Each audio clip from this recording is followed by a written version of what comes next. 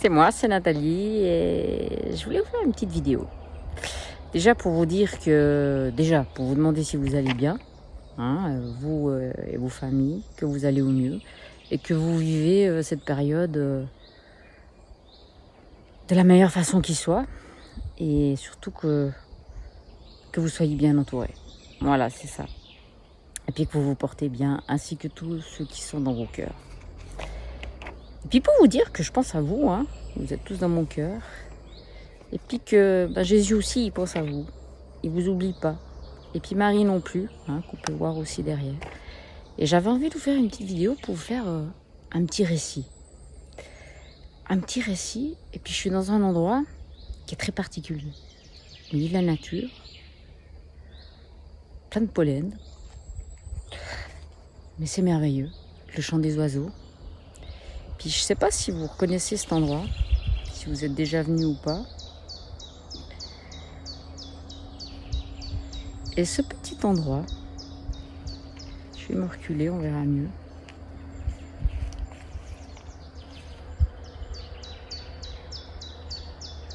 Voilà. C'est juste magnifique.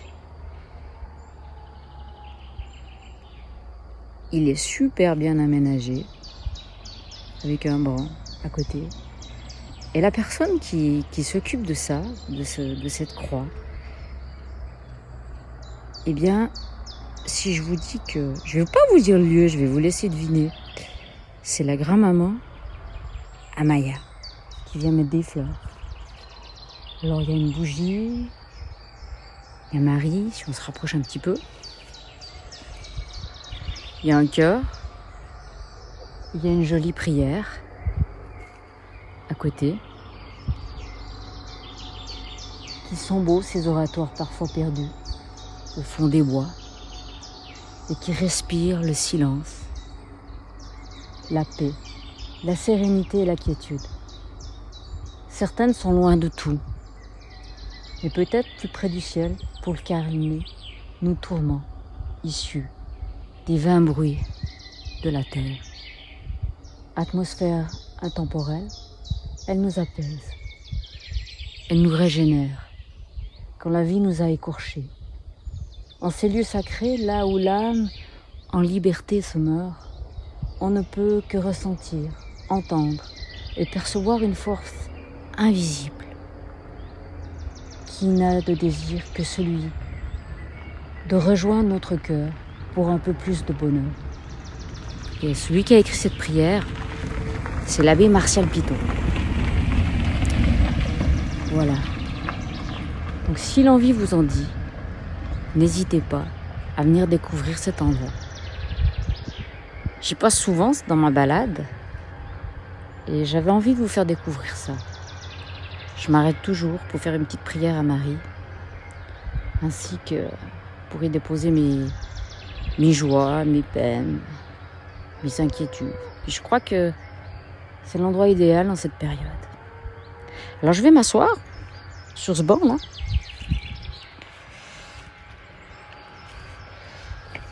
Et puis je vais vous raconter une petite histoire, un récit.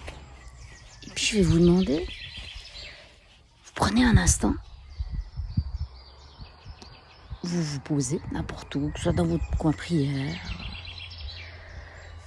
prenez le téléphone portable, une tablette ou que sais-je, pour pouvoir écouter ce récit. Et vous l'imaginez dans la tête. Puis si vous avez la possibilité, vous faites avec un parent, mais tout seul, parce que des fois on a des choses à dire au fond de son cœur.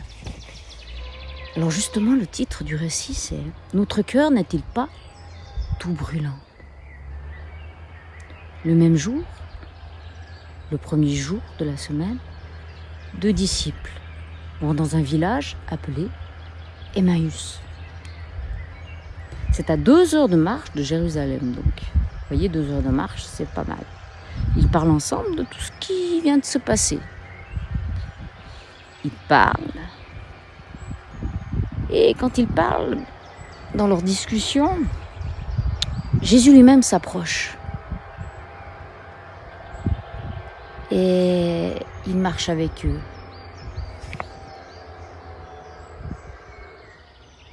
et il leur demande. Mais faut dire qu'ils ne se sont pas aperçus que c'était Jésus. Ils ont continué à discuter entre eux, mais ils ne se rendaient pas compte que c'était lui. Donc Jésus leur demande, vous discutiez de quoi en marchant tous ensemble? Alors les disciples s'arrêtent, puis ils ont l'air un tout petit peu tristes. Puis l'un d'eux, appelé Cléophas, un drôle de nom, lui répond, tous les habitants de Jérusalem savent ce qui est arrivé ces jours-ci. Toi seul, tu ne le sais pas?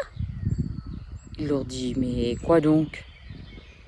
Ils répondent, ce qui est arrivé à Jésus de Nazareth, c'est un grand prophète. Sa parole était puissante et il faisait des choses extraordinaires devant Dieu et devant tout le peuple. Nos chefs des prêtres et de nos dirigeants l'ont livré pour le faire condamner à mort. On l'a cloué sur une croix. Et nous espérions que c'était lui qui allait libérer Israël. Et voici déjà le 3e jour, depuis que c'est arrivé. Pourtant, quelques femmes de notre groupe nous ont beaucoup étonnés. Pourquoi vous pensez? Ce matin, très tôt, elles sont arrivées devant la tombe. Ah, elles n'ont pas trouvé le corps de Jésus. Elles sont revenues nous le dire. Des anges se sont montrés à nous et ils nous ont dit « Jésus est vivant !» Quelques-uns de notre groupe sont allés à la tombe, eux aussi. Ils ont tout trouvé, comme les femmes l'avaient bien dit, mais Jésus, ils ne l'ont pas vu. Alors Jésus leur dit, mais vous ne comprenez rien? Votre cœur met beaucoup de temps à croire ce que les prophètes nous ont annoncé, si je comprends bien.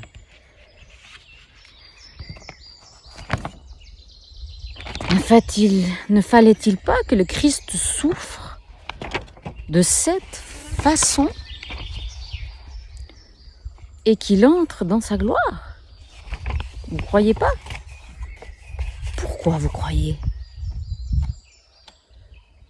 Et Jésus leur explique ce que les Écritures, justement, disent à son sujet. Il commence par les livres de Moïse. Ensuite, il continue par tous les livres de tous les prophètes. Vous vous rendez compte, il y en a. Et ils arrivent près du village où les disciples devaient aller. Puis Jésus fait semblant d'aller plus loin. Parce qu'il ne l'avait pas reconnu, vous vous souvenez? Mais les deux hommes lui disent, en insistant vraiment, « Reste avec nous, c'est le soir, puis il va faire bientôt nuit. » Jésus entre dans la maison pour rester avec eux, il accepte. Puis il se met à la table avec eux. Il prit le pain et dit la bénédiction. Partage le pain et il leur en donne. Alors les yeux des disciples sont ouverts et ils reconnaissent Jésus. Comment se fait-il? Au même moment, Jésus leur devient invisible. Ils se disent l'un à l'autre, notre cœur ne brûlait-il pas en nous quand il nous parlait en chemin? Et nous, quand il nous expliquait en même temps ces écritures, des prophètes? Ils se lèvent et ils retournent tout de suite à Jérusalem.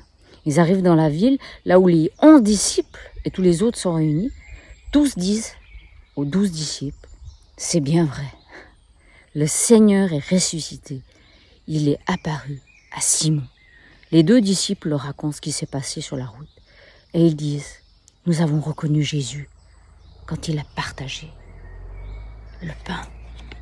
Waouh! Comment vous s'imaginez ce récit? Pas évident, hein? Comment se fait-il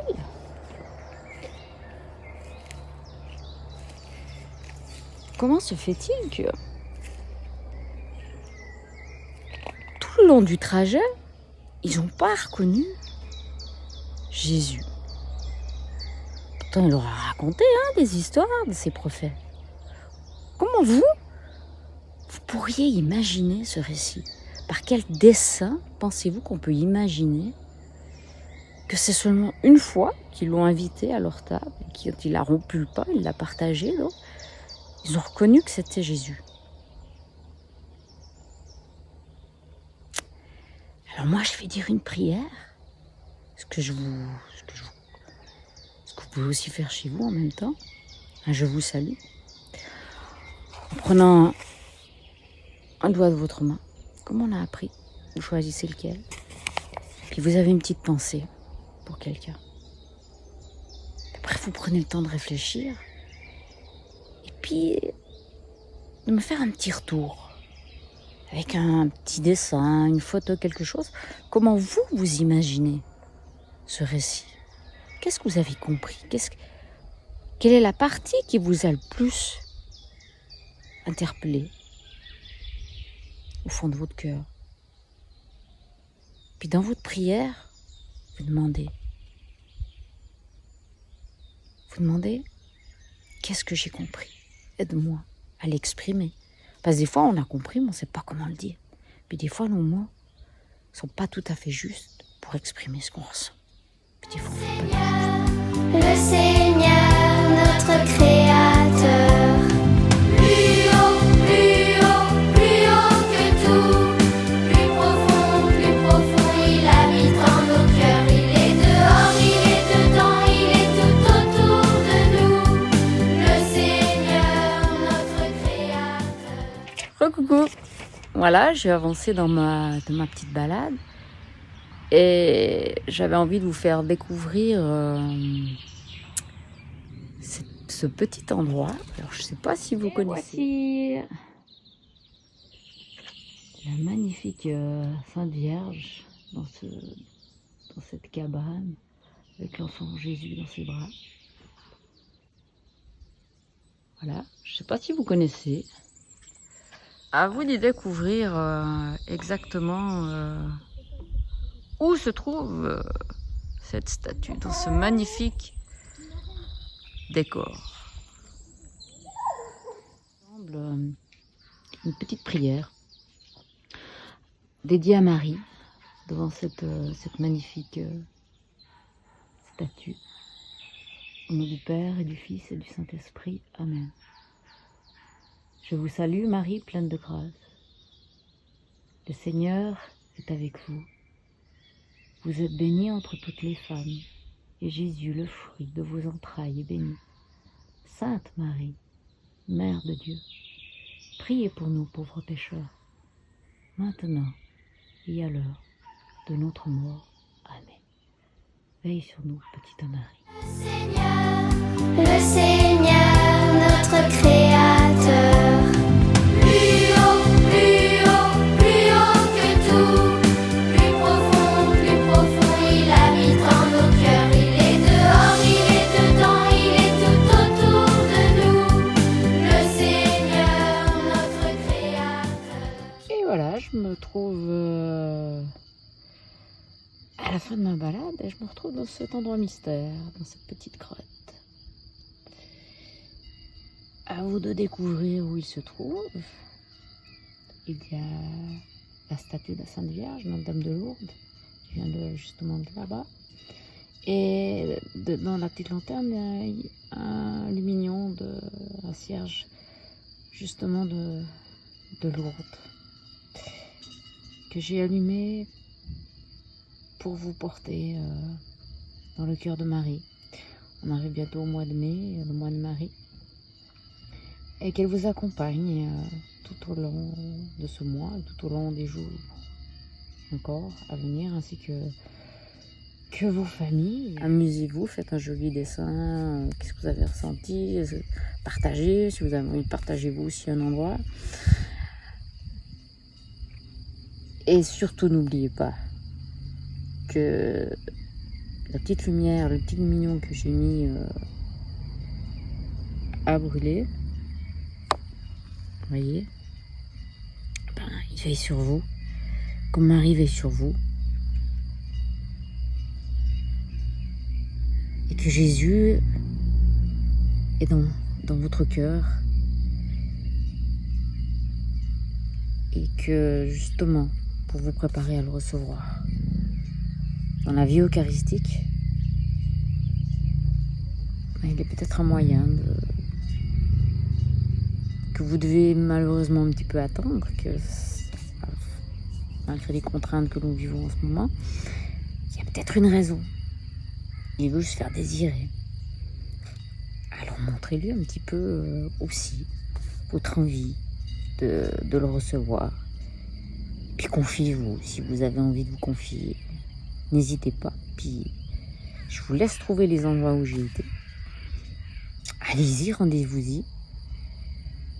Surtout le dernier, il est pas mal. Hein. Ah, c'est un mystère. Hein. Sinon, je vous souhaite tout le meilleur. Et puis, j'aurai d'autres endroits mystères à vous faire découvrir. Avec un nouveau récit. Si malheureusement, on va pas pouvoir se rencontrer lors d'une séance de catéchisme. Voilà. C'est une autre façon aussi d'échanger. Puis vous dire que je pense à vous. Voilà. Vous êtes dans mon cœur, vous m'accompagnez. Tout comme Jésus. Donc, voilà. Et puis que je vous oublie pas. Hein. Puis surtout de rester tel que vous êtes. Et puis je vous souhaite tout le meilleur. Prenez bien soin de vous. Hein. C'est ça l'important. Et de tous ceux qui sont dans vos familles. Et puis je vous dis à très bientôt pour de nouvelles aventures. C'est ça. On verra. Allez, ciao ciao. Le Seigneur, notre Créateur, plus haut que tout, plus profond, il habite en nos cœurs. Il est dehors, il est dedans, il est tout autour de nous. Le Seigneur, notre Créateur, Qui a fait tous les animaux, c'est le Seigneur, la petite souris à l'éléphant, c'est le Seigneur, l'oiseau, le singe, le chat, le chien,